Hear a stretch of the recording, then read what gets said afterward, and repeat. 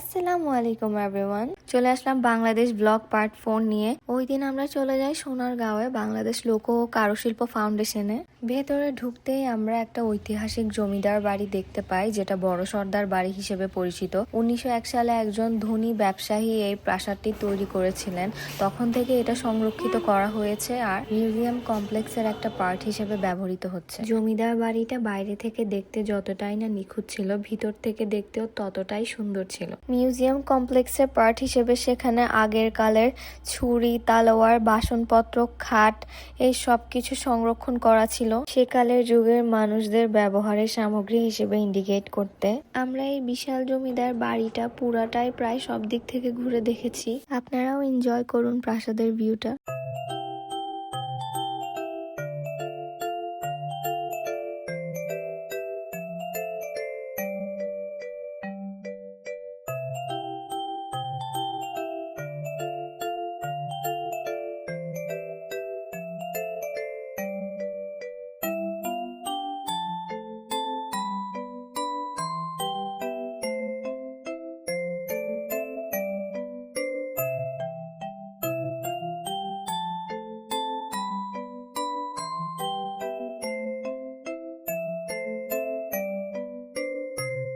তারপর সেখান থেকে বেরিয়েই ডান পাশে অনেক সুন্দর করে সাজানো ফুলের বাগান ছিল, আমরা সেখানে চলে যাই। সেখান থেকে আমরা চলে যাই শিল্পাচার্য জয়নাল লোক ও কারুশিল্প জাদুঘরে। মিউজিয়ামের ভিতরটা মূলত ট্রেডিশনাল বাংলাদেশি লাইফ শো করছে থ্রো ক্রাফটস লাইক নকশি কাঁথা, পটারিয়ান, উডওয়ার্ক এটসেট্রা। ট্রেডিশনাল জামদানি কিছু কাজ এখানে মিউজিয়ামের পার্ট হিসেবে সংরক্ষণ করা আছে। বেশি কিছু এক্সপ্লেইন না করে আমি ক্লিপস গুলো শেয়ার করছি, আপনারা এনজয় করুন।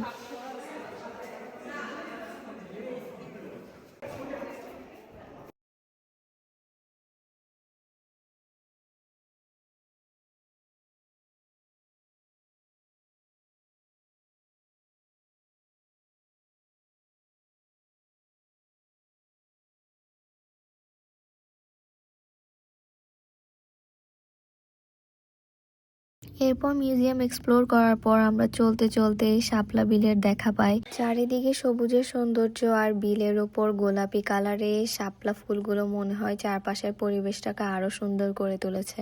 এরপর সেখানে আমরা নাগরদোলা রাইড দেখতে পেয়ে নাগরদোলায় চড়ার ডিসিশন নিই। ফার্স্টে তো অনেক এক্সাইটেড ছিলাম, যেহেতু অনেকদিন পর নাগরদোলায় চড়বো, বাট কয়েক রাউন্ড চড়ার পর আমার ভালোই ভয় লেগে যায়। তারপর আমরা চলে যাই লোকশিল্প দোকানগুলোর দিকে, যেখানে জামদানি, বাঁশ আর বেতের হ্যান্ডক্রাফটেড কালেকশন গুলো চোখে ধরে রাখার মতো ছিল। তবে পুরো জায়গার মেন অ্যাট্রাকশন ছিল লাইভ আর্টিসানসদের কাজ। নিজের চোখের সামনে ঐতিহ্যকে এত সুন্দরভাবে তৈরি হতে দেখাটা ছিল ট্রুলি মেসমেরাইজিং। আমি সেখান থেকে গিফটস এর জন্য বাঁশের রিক্সা, নাগরদোলা, ব্যাগ আর নিজের জন্য তাঁতের সালোয়ার কামিজ আর চুড়ি কিনেছিলাম। কিন্তু একটা জিনিস খুবই কষ্টদায়ক, আমাদের দেশের এই অসাধারণ শিল্পীরা এখনো অনেক আন্ডাররেটেড। প্রতিটা লোকশিল্প বা একটা জামদানি শাড়ি তৈরি করতে যে কি পরিমাণ শ্রম, সময় আর ডেডিকেশন লাগে তার তুলনায় তাদের পারিশ্রমিক খুবই কম। অথচ এই শিল্পীরাই বাংলাদেশকে বিশ্বের কাছে রিপ্রেজেন্ট করছে আর বৈদেশিক মুদ্রা অর্জনেও বড় ভূমিকা রাখছে। বাংলাদেশ সরকারের উচিত এই শিল্পীদের কাজের প্রাপ্য পারিশ্রমিক, সম্মান আর প্রপার ভ্যালু নিশ্চিত করা, কারণ তাদের হাতেই আমাদের ঐতিহ্য এখনো বেঁচে আছে। এরপরের দিন আমরা চলে যাই খানাজ রেস্টুরেন্টে আমাদের কিছু ফ্রেন্ডের সাথে দেখা করতে। এর কিছুদিন পর আমরা সিলেটের উদ্দেশ্যে রওনা দিই। এটা হচ্ছে সিলেটেরই ক্লিপস। সেখানে আমরা ভোর 6টার দিকে পৌঁছাই, তাই সকালবেলা আমরা 5 ভাইয়ের ফেমাস বিফ তেহারি দিয়ে ব্রেকফাস্ট করতে চলে যাই। এরপর আমরা রুম বুক করার জন্য হোটেলে চলে যাই। আমরা এর আগের বারও মুসাফির হোটেলে উঠেছিলাম আর এই হোটেলটাতে উঠার পর আমাদের খুবই ভালো লেগেছে। সো এরপর থেকে আমরা যখনই সিলেট যাই আমরা মুসাফিরেই উঠি। এরপর আমরা কিছুক্ষণ ন্যাপ নিয়ে শাহজালাল প্রকৌশল ও প্রযুক্তি বিশ্ববিদ্যালয়ের উদ্দেশ্যে আমরা রওনা দিই। সাস্টে পড়ার সুবাদে আমার হাজবেন্ডের প্রায় 5-6 বছর এখানেই কাটে। সো এখানে ওর অনেক স্মৃতি। মূলত আমরা সাস্টে ঘোরার উদ্দেশ্যে সিলেটে এসেছিলাম। ক্যাম্পাসে ঢুকতে একজন রিক্সা মামার সাথে দেখা হয়ে যায়, যিনি আমার হাজবেন্ড হাজবেন্ডকে দেখে চিনতে পারে। তো আমরা ওনার রিক্সা করে 1 কিলো হয়ে ক্যাম্পাসের ভিতর চলে যাই। আর যেতে যেতেই তারা দুজনেই ক্যাম্পাসের অনেক গল্প জুড়িয়ে দেয়। এরপর আমরা তার শাস্ত্রের বিল্ডিং এ চলে যাই। কিছু স্যারদের সাথে দেখা হয়। সে তার ক্লাস ল্যাব আমাকে ঘুরিয়ে ঘুরিয়ে দেখায়।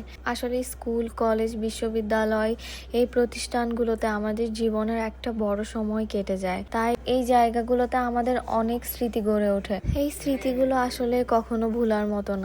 যখন আবার অনেক বছর পর ওই জায়গাগুলোতে যাওয়া হয়, অনেক নস্টালজিয়া ফিল হয়। আমরা প্রায় পুরো ক্যাম্পাসেই ঘোরাঘুরি করি। ওর যত পরিচিত ছোট ভাই জুনিয়র ছিল সবার সাথে মোটামুটি দেখা হয়। ওই দিন আবার ক্যাম্পাসে টুর্নামেন্টও চলছিল, সো আমরা টুর্নামেন্টও এনজয় করি কিছুক্ষণ। আমরা প্রায় দুপুর থেকে অনেক রাত পর্যন্ত ওই ক্যাম্পাসে ছিলাম। ঘোরাঘুরি, আড্ডা এসবের মধ্যেই সময় পার হয়ে যায়। সন্ধ্যার দিকে আমরা আবার একটু হোটেলে আসি, একটু ফ্রেশ হয়ে নামাজ কালাম পরে গরম কাপড় নিয়ে যাওয়ার জন্য।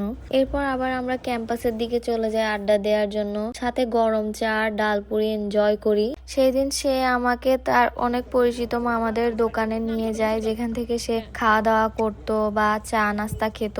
ওনারা সবাই খুবই সুইট ছিলেন। আমাকে দেখে ওনারা অনেকে অনেক কমপ্লিমেন্টারি কিছু অফার করেন। যেমন এই মামা আমার মিষ্টি পান পছন্দ দেখে আমাকে কমপ্লিমেন্টারি মিষ্টি পান দেন। সত্যি সিলেটের মানুষজন আমার অনেক ভালো লেগেছে। আগে সব সময় শুনতাম তারা নাকি অনেক আন্তরিক, অনেক ভালো মনের মানুষ হয়। এবার গিয়ে আমি নিজেও রিয়েলাইজ করলাম। এরপর অনেক ঘোরাঘুরি আড্ডার পর আমরা ডিনার করে আবার হোটেলে চলে আসি। পরদিন ঘুম থেকে উঠে আমরা সকালে শাহজালাল রাহিমাউল্লাহর মাজার ভিজিটে যাই। মাজারের ভেতরটা অনেক সুন্দর আর অনেক পিসফুল ছিল।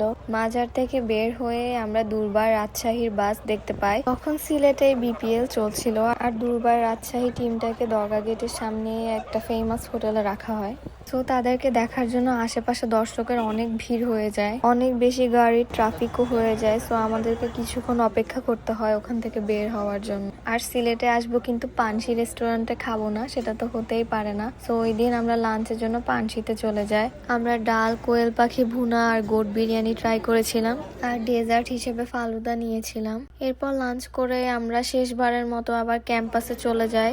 দুপুর থেকে রাত পর্যন্ত বেশ ভালো একটা টাইম স্পেন্ড করে ডিনার করে সবার থেকে বিদায় নিয়ে আমরা বাস স্ট্যান্ডের দিকে চলে যাই। ফাইনালি আমরা বাসে উঠে পড়ি। দেন বাসে উঠে সেই একটা ঘুম দিই আর ভোরে আমরা ঢাকায় পৌঁছে যাই। পরদিন ঘুম থেকে উঠে আমি নিজের জন্য একটু মোরিঙ্গা টি বানাচ্ছিলাম, ওটারই ক্লিপস নিই। এই টিটা অনেক বেশি কমফর্ট টি আর এটার অনেক হেলথ বেনিফিটসও আছে। দেশের বাইরে আমরা বাংলাদেশের স্ট্রিট ফুড অনেক মিস করতাম, আর বাংলাদেশে তো এখন চারিদিকে স্ট্রিট ফুডের ছড়াছড়ি। তাই আমরা একদিন স্ট্রিট ফুড ট্রাই করতে চলে যাই। লোকেশন ছিল মতিঝিল এজিবি কলোনিতে, রাজারবাগের আগে। অনেকদিন পর স্ট্রিট ফুড খেতে পেরে আসলেই অনেক ভালো লাগছিল। আমার মতো আপনাদের কার কার স্ট্রিট ফুড অনেক পছন্দের কমেন্ট করে জানাবেন। এর মধ্যে একদিন আমার ফুপি শাশুড়ি, আমার হাজবেন্ডের কাজিন, ওনারা আমাদের বাসায় বেড়াতে আসেন। ওনাদের জন্য এই আয়োজনগুলো করা হয়েছিল। আজকের ব্লগটা এতটুকুই। নেক্সট পার্টটা বাংলাদেশ ব্লগের লাস্ট পার্ট হবে। Till then, bye bye everyone. আসসালামু আলাইকুম।